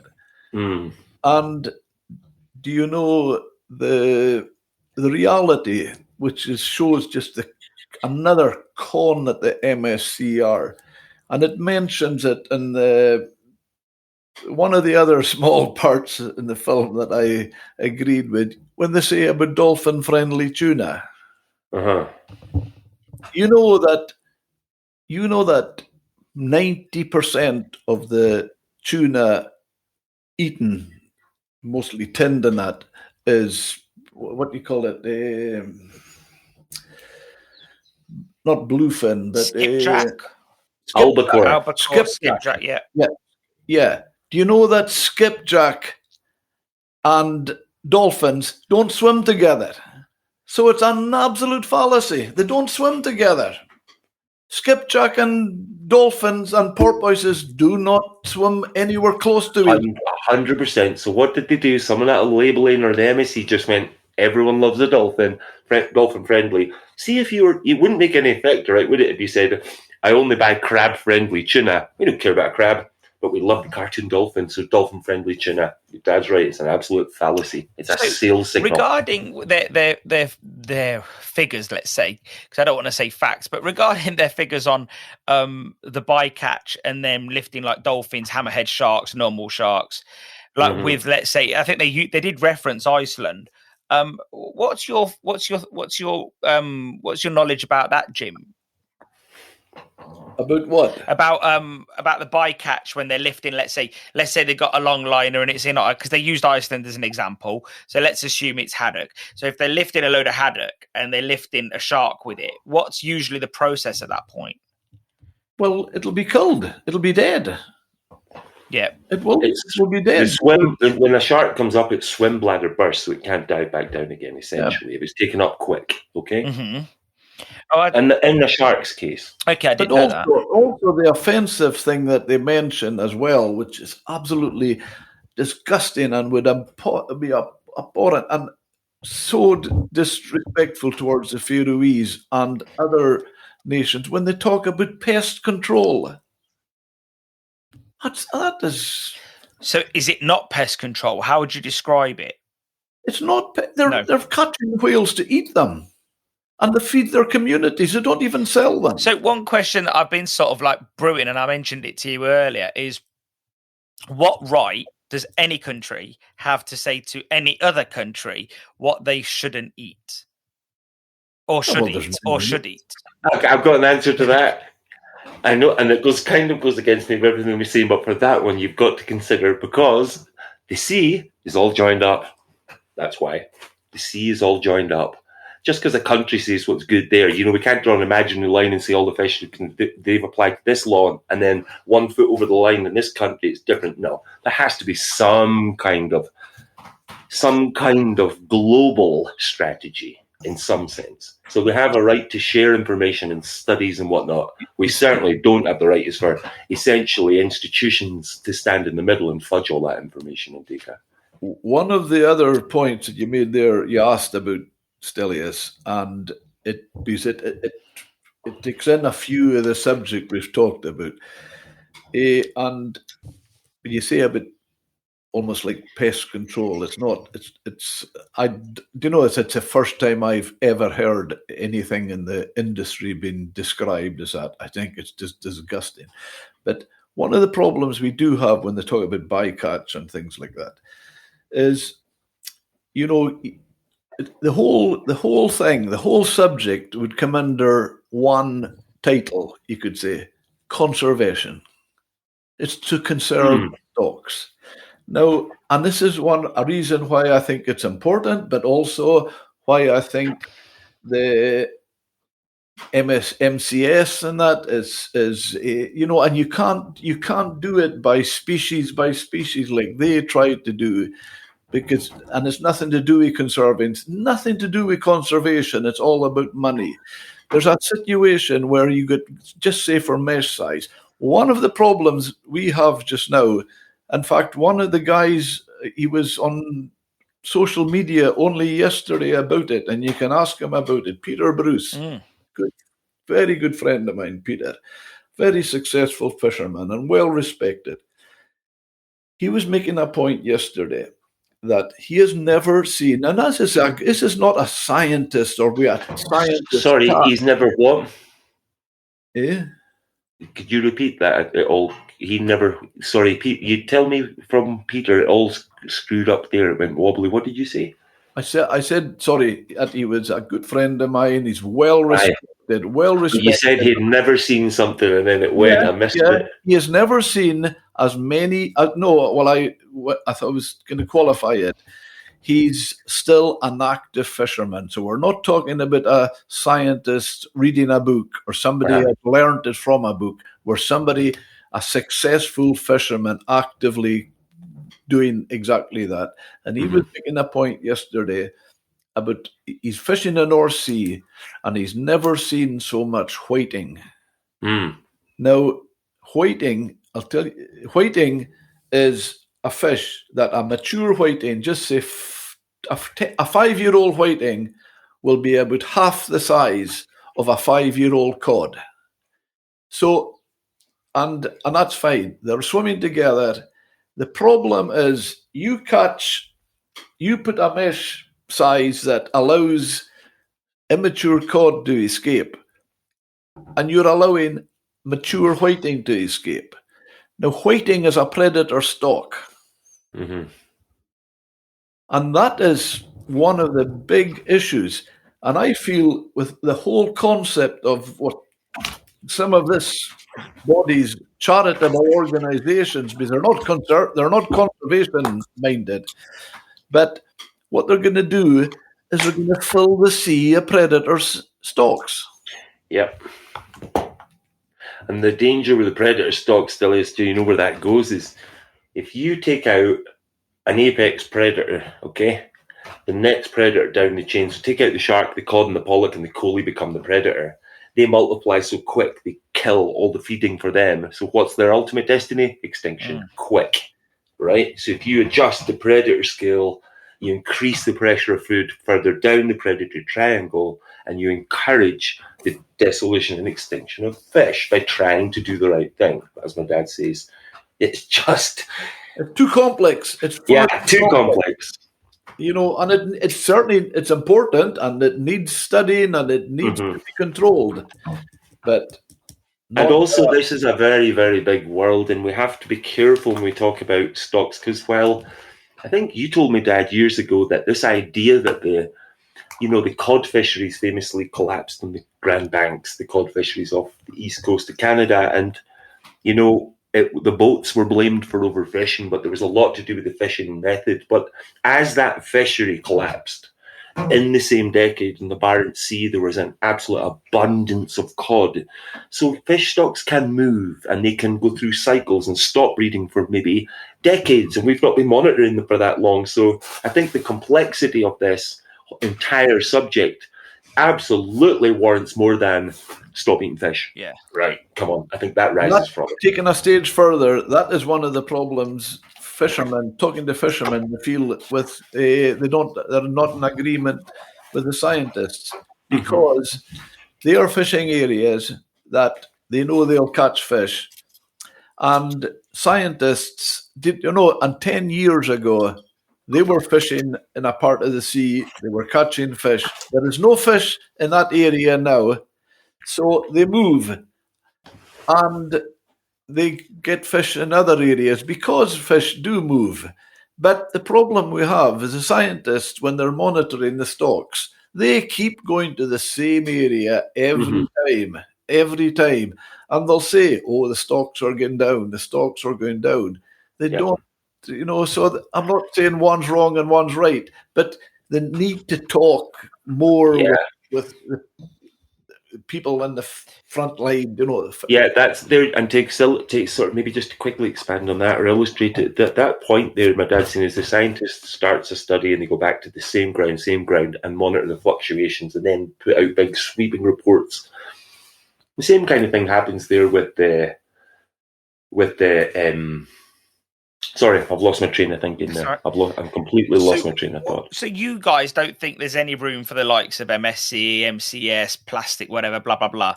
You see that they're actually... Industry take control. Yeah. The industry takes control. We can do it. We can do it. We have clever people on board. I don't say we ignore it. I don't say let it be a free-for-all. There's people in place. Even like a seafish. I have no problem with Seafish. I think Seafish is a great organization, but that is funded by the industry. So use Seafish more. Responsible fishing scheme. Let's the whole industry get on board with it. Fish and chip shops and fishmongers as well. They be involved. But Stelios, here's a question for you, right? So you're a fish guy. We all have loosely been involved or are involved to some extent in the fish industry, right? The largest body in the fish industry in the UK, the most influential body, is the MCS, right? These are the guys we're talking about. Everybody to operate in the industry pays to them, okay? So let me ask you the question. Who's the CEO? Who are we paying the money to? Tell me the girl's name or the guy's name. I have no idea. That just shows you. Imagine the largest representative body in our industry. We don't know who they are. You bet you don't even know who your local one is. I guarantee there's a regional one for you that you don't know. None of us do. It's a discompassionate thing that goes from London to LA, and it plugs it, and it's just a kind of very much a city-based thing, making rules on rural environments, and that's what I think's wrong. Where's the white coats getting on or standing on and off fishing boats? I bet there's not many white coats going in and out of silos and farms. It's the same thing. Yeah. Stella, going back to you, here's one on you with you. One of your previous podcasts, you had a girl from the MSC. Yeah, Lauren, yeah. I listened to that, and I have to say, she's gonna love us.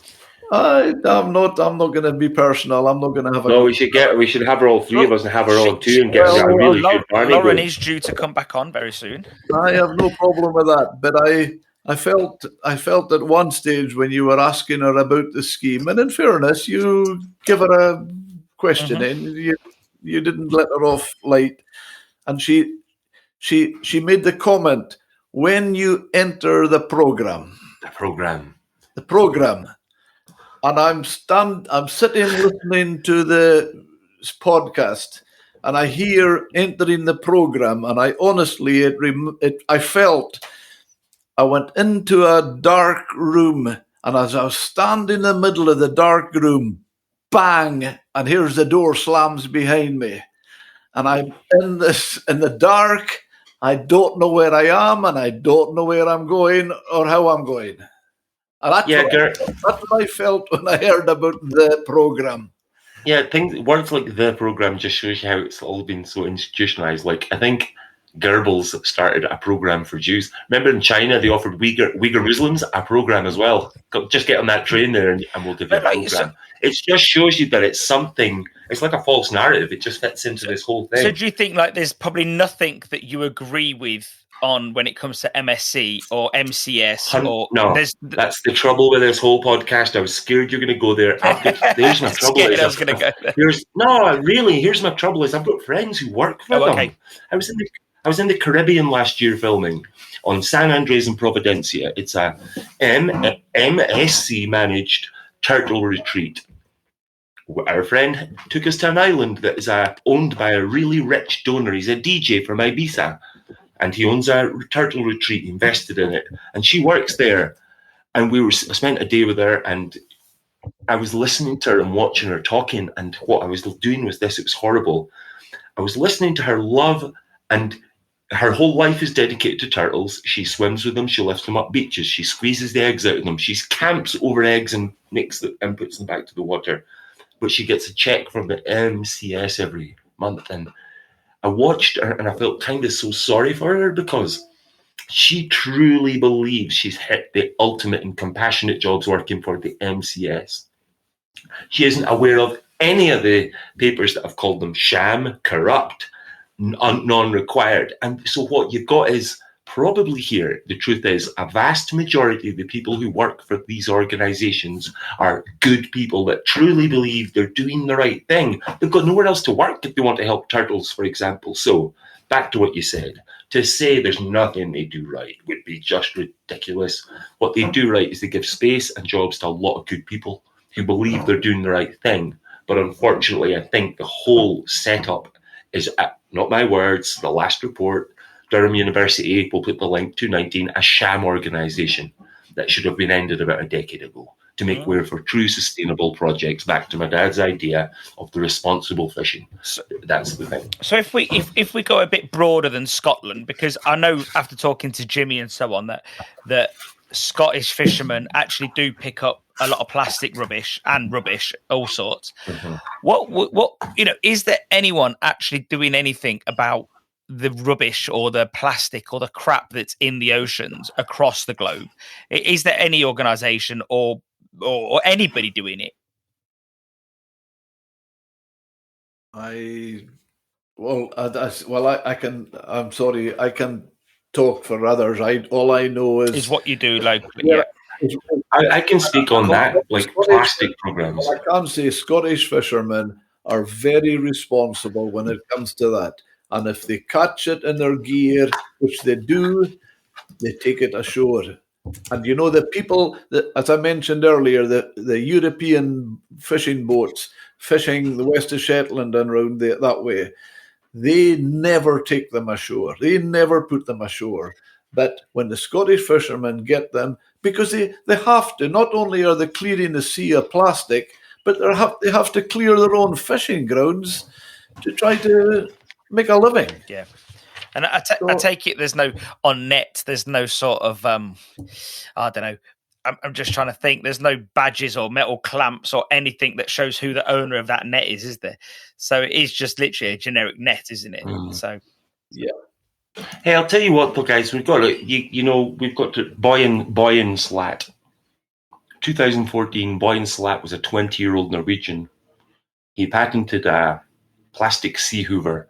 Now, that sea hoover is being used in enormous swathes of the mid-Pacific just now. It is essentially a hoover that floats around and it sucks up, degrades and remolds plastic at sea. Now, Boyne Slat's made hundreds of millions of dollars, so there's amazing innovations cleaning up the seas of plastic at the moment. So the cleaning the plastic from the sea, we are there. We've been there for the last 10 years and it's happening now. The problem is stopping the discarding of more netting, all right? And that's done by certain sectors and certain countries. As my dad says, you're not even allowed to use a plastic gill net in Scotland, yet they're fishing them out of the Scottish waters, so someone's dumping them there. We need to stop the dumping of the plastic nets, but this, I always remember his name, Boyne Slat. We need to stop fishing with plastic nets, not what's the replacement? We need to stop the gill netting at the source. That's stopping it at the source. Can we? I mean, there must be, like, I know I could go and buy a plastic box, or I could buy an aluminium box. I could buy a synthetic nylon. Is there not some kind of synthetic material now, biodegradable, that a net can be made with? Is there nothing? I don't know. I must Google that. I guess. You see, go on. Sorry. I was going to say about going back to the whales and the whole concept about this. A good friend of mine, he's in his 80s now. He fished he was whaling when he was younger himself in the Falklands, South Georgia, all around that area. And he understands them. He's an interest in it. I ask him, why is the whales coming ashore like they are? You see them every now and again. You see a whale beached somewhere around the UK, and I ask him what's happening there, and he says because there's no whale cull now. There's no whale culls now, so there's no controlling them. He says 99% of the time they're dying of old age. Aye. And they're so big themselves, if they do get beached, they're so heavy, their ribs break with their own weight, and they die themselves.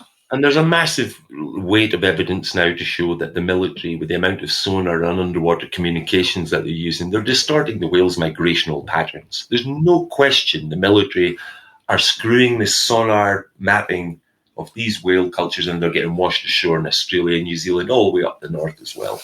But there's hands down admitting that. This is a huge problem. It's especially, I believe, with whales migrating down the North Sea. They can't get around south of Hull any longer, I believe. And when you get south of Hull, you get this intensity of sonic communication from the military bases. So, whales have got it hard from other places, not just from fishermen. And as my dad says, when you're not culling and actively out there monitoring, they need a help. Fish aren't very clever. They're delicious, but they ain't so clever. They need us now.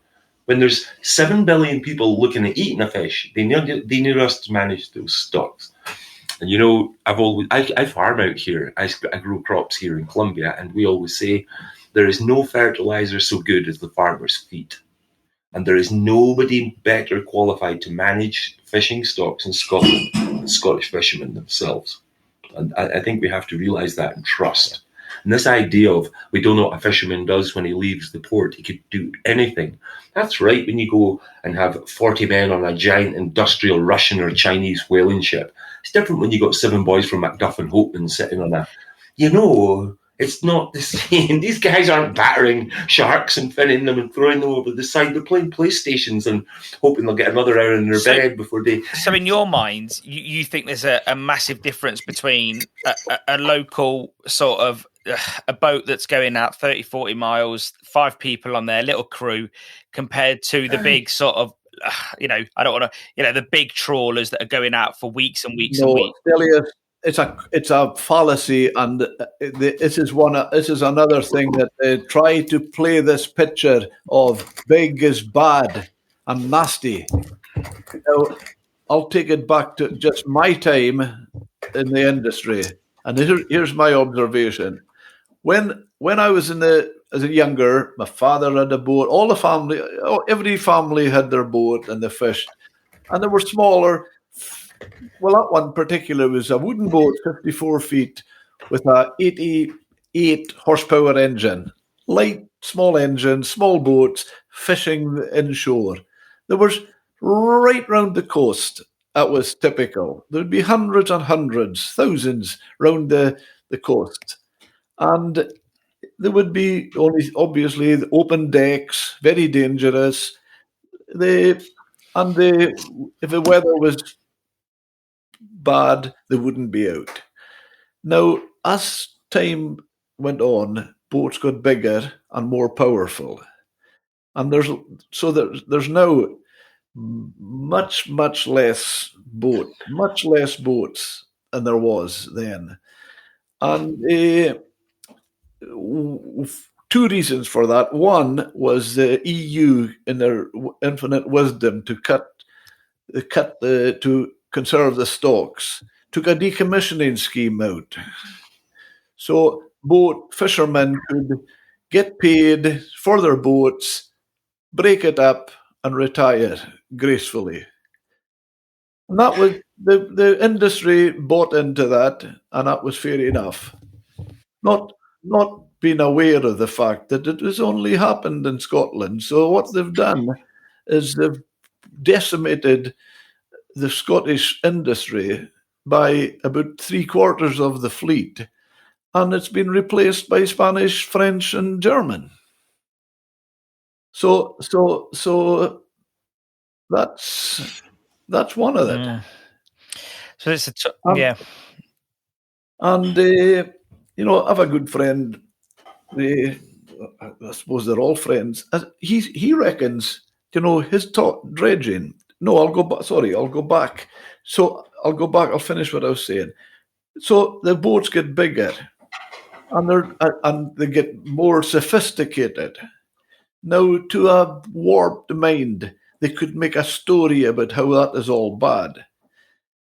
It is actually the opposite, because that bigger boats can go further out into the, as we call it, the belly of the sea, and the inshore grounds that the small boats used to fish, they're getting rested. And if the bigger boat, another way of putting it, the bigger boat can go inshore to fish in that grounds. But if there's an issue with a species conservation-wise, that stock, they can go further out. They can leave it. But the smaller, less efficient boat had nowhere else it could go. Yeah. So they have more power, so they have bigger nets, but they have bigger meshes. So there's more chance of a small fish escaping and thriving and adding to the future stocks with a big boat than in a small boat. Yeah. So if we start, let's tie this one up. So we've come to the end. We've gone through all of the bad things, all of the good things. What message would you both like to give to listeners? Whether they are a fish and chip shop owner, a restaurant owner, anyone that, might be someone like me who just fancies eating seafood at home. Right. I would give you a message. Sorry. Right. 1 second. I need the question. Go on. Sorry. Go on. Ceres, give the question. You didn't hear it. Sorry. I need the question. I did. Right. So the question is, what do you recommend to listeners, whether they own a fish and chip shop, a restaurant, you name it, whether it's just Joe at home who fancies seafood? What's your recommendation? What should they do after, whether they've watched it, whether they haven't watched it? What's your recommendation, your parting wisdom? Right. If I were to say what my parting wisdom is, on my best subject, which obviously is Scottish, my message to your fish and chip shop owner, your fishmonger, anybody in the trade, your restaurateur, you buy Scottish fish from a reputable customer, and don't you worry about the rest, because it's been taken care of. They are heavily monitored. Fishing boats are heavily monitored. There's the Marine Scotland are the police of the fishing industry. They're there at the landings. They're monitoring what the landings are. There's satellite monitoring. They know where the fishing boats are. If they're in grounds that are sustainable, they know where they are, and they know what they've caught and landed. And they know there's a minimum size. So, and they're not allowed to land fish under the minimum size. So basically, if they're looking for fish and it's on the market, feel free to go and buy it because it passes all the tests. Yeah. So basically, your part in wisdom is buy Scottish. Absolutely. Yeah. Ashley, young man? 3 points. I had the luxury there of being able to take notes, and my dad was freestyling. So I'm going to sound all cool now. Right, 3 things. Avoid supermarkets altogether when you're buying fish. Second thing is, if you have to go to a supermarket, avoid the MSC logo at all costs, and to go out of your way to support any local fishmongers, fish and chip restaurants, or indeed seafood restaurants that you can. So avoid supermarketing, avoid globalization, and exactly what my dad said. Look local. If you was to avoid a supermarket in the UK, you probably won't get much fish unless you went online. And if you get online. You got Jimmy Milne, you've got there's so many people that will going to deliver you fresh fish the next day in the UK. That's not the issue yet. I think that's great, and I think hopefully people can just go online and get it. But I think it poses the problem that actually your point 1 and 2 are the same, because if you avoid MSC in a supermarket, you're going to walk out with beef. So no, this is what my point is. My point is if you're in the supermarket, you can't avoid the MSC. So my point is, get out, don't buy your fish. Go local. The one downside to that, there's a downside to that as well, Stelius. You're trying to pull up Ashley there. If you avoid MSC, you're going to come out with beef. Well, even if you do, the beef will have had a tag at a poor farmer taken to the same way. He's been held. The farmer will be held to ransom the same as a fisherman. Yeah, I think you said there, though, you asked the question about, if you're a fish and chip shop owner, or let's not talk about the consumer, the housewife for a moment. Let's talk about the people in the business, I think the fishermen, the fish and chip shop owners, the restaurateurs, and the voices in the industry like my dad, what they need to do is draw breath, smile, switch off Netflix, and get on with serving their fish, because nobody's going anywhere. It's not going to change anything. This is a movement, and it'll move on, and some other poor industry will be suffering next. Remind them why it's so good. Just keep cooking great food and remind them why it's so good, and they'll miss it. Yeah, there should be a film. We've had Cowspiracy, Seaspiracy. We should have Filmspiracy now. The damage to society that movie makers like me, of course, make if they're not telling the truth. Yeah. No, of course. And not the truth as they see it. The truth is it is based on fact. The truth is a negligible thing. I see from even on the group page, the Friars, the fish and chip group page there. There's a lot of very responsible fish and chip shop owners concerned about it because they're being asked the question. Yeah. And I think they're being very responsible, and they are good business people. They've got good businesses, and they're wanting to look after their customers. And if their customers have a concern, well, they're well done them for asking. So I think that's a huge message, and credit to them for not even interested in it, or that they are concerned and they're asking. And I think it's shocking that that's they've gone through. We've all gone through a year pandemic. None of us need that. Yeah, I'd like to think that. I think the reason why also this Seaspiracy documentary film, whatever, we'll just call it a fictional movie. I think it's resonated with people because they've been locked in a house for a year. I think if they were getting out, and I think if it was normal times when people were out or about, I just don't think a lot of people would have resonated with it. And I think, like you say, within a few weeks, everyone's going to be back to normal. Just keep serving them great food, and their lives will be back to normal, won't it? You've got to consider for this culture to bring in what I would love everyone to go and Google cellular fish after this and go and see what's coming from America this year with tuna especially. And that will be the first sort of, real estate they'll get in the seafood industry, mass production of computer-generated tuna. But it's like, people need to see that that's coming. But can you imagine the culture that these people in the Silicon Valley have to change to say, stop eating fish and start eating this algae that looks like fish and it tastes like fish. It's not actually fish. It's not going to happen. I truly don't believe that's something we'll see in our lifetimes. I think we'll have fishermen fishing the seas until the day, there's other people doing podcasts. Let's hope so.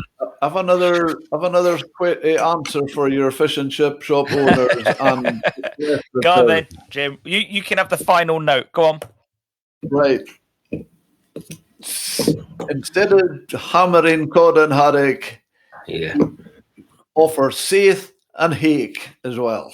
They are sustainable. The stocks have recovered fantastically. It's a good news story for the fish stocks, and it's a delightful pleasure to eat. I love both of those. I love both. If people don't know, Ceres Cowie, it's got interchangeable, isn't it, the name? And that's a great point, Dad. And said another way, I think it's a marvellous point. And the idea there is what you're saying is lay off the fishermen and lay into new types of fish. Help the fish stocks. You don't crush the fishermen. You try something different. Exactly. Two great alternatives there. Actually, and amazing fish in their own right, in my view. Yeah. All right, Jim. Thank you for that parting note, gentlemen. Thank you very much for your time.